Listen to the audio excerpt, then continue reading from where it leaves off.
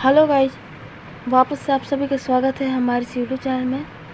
आज हम अध्ययन करने जा रहे हैं विज्ञान बिहार बोर्ड कक्षा 10 विज्ञान के अंतर्गत जीव विज्ञान का। आज की इस वाले वीडियो में हम इस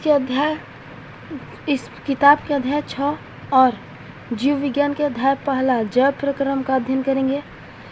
इस पाठ पर हमने पहले से 2 वीडियो डाल दिया है, जिसमें हम लोगों ने जैव प्रक्रम, पोषण, मनुष्य में पोषण, अमीबा में पोषण, पौधों में पोषण इत्यादि का अध्ययन किया था। आज इस वाले वीडियो में हम श्वसन के बारे में जानेंगे एवं इसके महत्वपूर्ण तथ्यों को समझेंगे।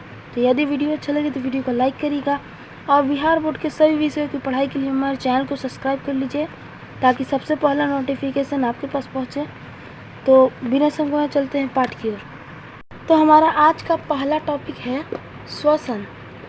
श्वसन ये वैसे तो समानता सांस लेने की प्रक्रिया को श्वसन कहते हैं, लेकिन उसकी परिभाषा है वृहत रूप से श्वसन उन सभी प्रक्रियाओं का सम्मिलित रूप है जिससे ऊर्जा का उत्पादन होता है। अर्थात श्वसन वह प्रक्रिया है जिससे हमारे शरीर में ऊर्जा का उत्पादन होता है। अब ये ऊर्जा किस रूप में होता है, तो हमने 9th क्लास में पढ़ा है कि माइटोकॉन्ड्रिया को विद्युत गृह कहते हैं, अर्थात ऊर्जा वहीं संचित रहता है। किस रूप में, तो एटीपी के रूप में।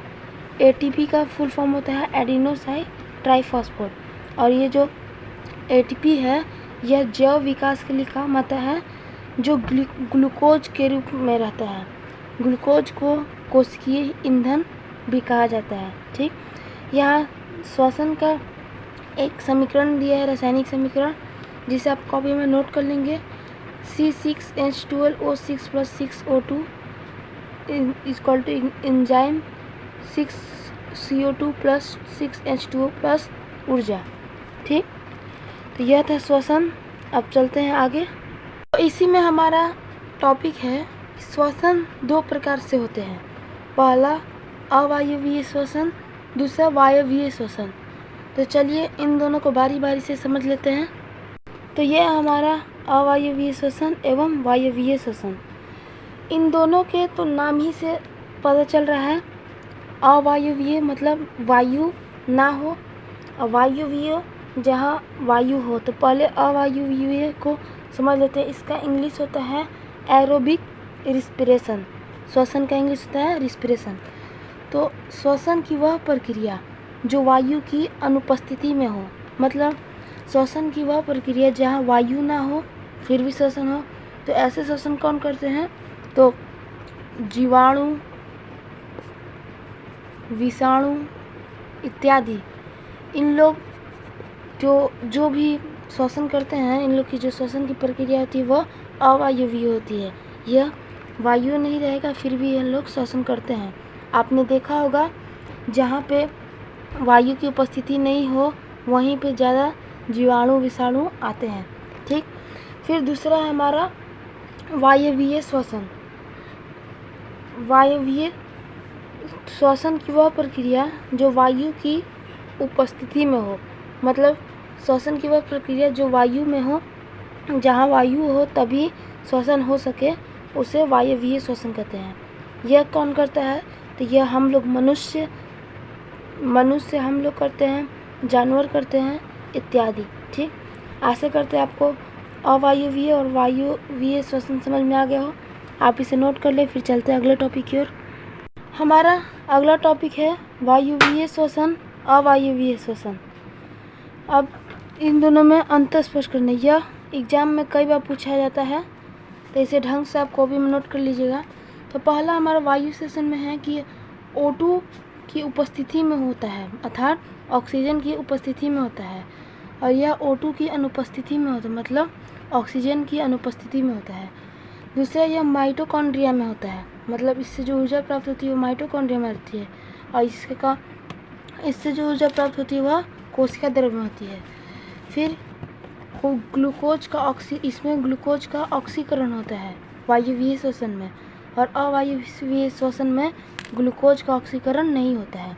ठीक, फिर आगे पर्याप्त मात्रा में ऊर्जा मुक्त होती है, मतलब वायवीय श्वसन में ऊर्जा पर्याप्त मात्रा में उपलब्ध होती है, मतलब जितना चाहिए हमें उतना रहती है। और अवायवीय श्वसन में आंशिक मात्रा में ऊर्जा मुक्त होती है, मतलब कम मात्रा में ऊर्जा मुक्त होती है। ठीक, आप इसे कॉपी में नोट कर ले। फिर चलते हैं अगले टॉपिक की ओर। हमारा अगला टॉपिक है जंतुओं में श्वसन अंगों के नाम। पौधों में तो श्वसन सामान्यतः विसरण क्रिया द्वारा होती है, परंतु जंतुओं में श्वसन अंग होते हैं। तो इसमें मुख्यतः 3 होते हैं। पहला श्वास नली, दूसरा गिल्स, तीसरा फेफड़े। तो श्वास नली में आ जाते हैं कीट पतंगे जो होती हैं वह श्वास नली द्वारा श्वसन क्रिया करती हैं, जिसमें आ जाएंगे हमारे टिड्डे, तिलचट्टे। ठीक, फिर गिल्स। अभी गिल्स क्या है, तो गिल्स के बारे में हम आपको आगे की वीडियोज़ में बता देंगे, आप कमेंट में ज़रूर बोलिएगा। तो गिल्स के द्वारा मछली सांस लेती है।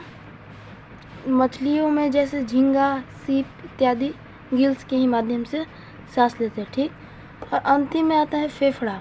तो फेफड़ा से 3 श्रेणियों के जंतु को सांस लेते हैं। पहला एविज, दूसरा रेप्टिलिया, तीसरा मैमलिया। एविज में हमारी पक्षियाँ आ जाएंगी, रेप्टिलिया में आ जाएंगे हमारे सांप, लीचा, बिच्छू, कछुआ, मगरमच्छ इत्यादि, और मैमेलिया में हम लोग मनुष्य आ जाएंगे। ठीक, तो ये था जंतुओं में श्वसन अंगों के नाम। श्वास नली और गिल्स के बारे में हम आप कमेंट में बताइएगा, तो हम अगली वीडियो में ज़रूर इसके लिए वीडियो बना देंगे। और अब हम पढ़ेंगे मनुष्य में श्वसन। ठीक, तो इसे आप कॉपी में नोट कर लीजिए। फिर बढ़ते हैं आगे।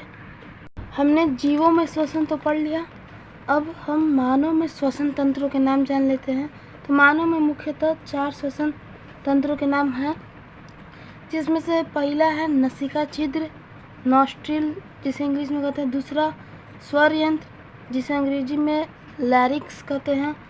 तीसरा श्वास नली जिसका इंग्लिश में ट्रैकिया कहते हैं। और चौथा फेफड़ा जिसे इंग्लिश में लंग्स कहते हैं। तो चलिए इन चारों टॉपिकों को हम बारी बारी से चित्र के माध्यम से समझ लेते हैं, क्योंकि इन चारों की परिभाषा वैसे तो एग्जाम में पूछी नहीं जाती है, तो इसलिए हम चित्र के माध्यम से समझा देते हैं कि कौन सा भाग कहाँ होता है।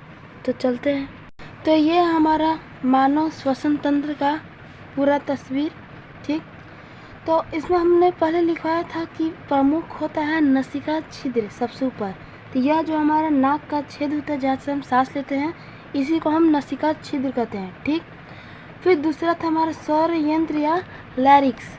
तो स्वर यंत्र कहाँ होता है, तो इसमें तो चित्र में आप देखिएगा तो स्वर यंत्र कहीं नहीं दिया हुआ है। क्यों? क्योंकि यह जो स्वर यंत्र होता है वह यहाँ जो आप कंठ देख रहे हैं और ये ग्रसनली इसके बीच में स्थित होता है, जिसको दिखाया नहीं गया है चित्र में। ठीक, फिर तीसरा था श्वास नली, जिसके द्वारा हम सांस लेकर, यह स्वर यंत्र है, सांस लेते हुए जिस नली के माध्यम से आता है, अर्थात यह नली श्वास नली हो गया हमारा। और अंतिम में हमारा था लंग्स, फेफड़ा। तो यह जो हमारा भाग है यह है हमारा फेफड़ा अर्थात लंग्स, जिससे हम सांस ले पाते हैं। यदि हम किसी प्रकार का धूम्रपान करते हैं तो जब हमारे मुंह से वह स्ट्रोक का धुआं आता है तो वह हमारे फेफड़ा में बैठ जाता है, जिसके कारण यह धीरे धीरे भर जाता है और फिर हमें कैंसर हो जाता है, सांस नहीं ले पाते, इंसान की मृत्यु हो जाती है। इसीलिए धूम्रपान नहीं करना चाहिए। ठीक, चलते हैं आगे। हमारा अगला टॉपिक है श्वासोच्छ्वास। श्वासोच्छ्वास का मतलब इंग्लिश होता है ब्रीथिंग। तो सांस लेने तथा छोड़ने की प्रक्रिया श्वासोच्छ्वास कहलाती है। मतलब हम ऑक्सीजन लेते हैं तथा CO2 छोड़ते हैं, तो यही प्रक्रिया श्वासोच्छ्वास अर्थात ब्रीथिंग कहलाती है। ठीक है, तो इस प्रकार से आज की इस वाले वीडियो में हमने श्वसन के सभी प्रमुख तथ्यों को समझा। इसके बहुत ही 5-6 अत्यंत महत्वपूर्ण प्रश्न भी हैं जो आप कमेंट में बताइएगा तो हम अवश्य दे देंगे आपको। ठीक, यदि वीडियो अच्छी लगी तो वीडियो को लाइक करिएगा और बिहार बोर्ड के सभी विषयों की पढ़ाई के लिए हमारे चैनल को सब्सक्राइब कर लीजिए। मिलते हैं आपसे अगली वीडियो में, तब तक के लिए धन्यवाद।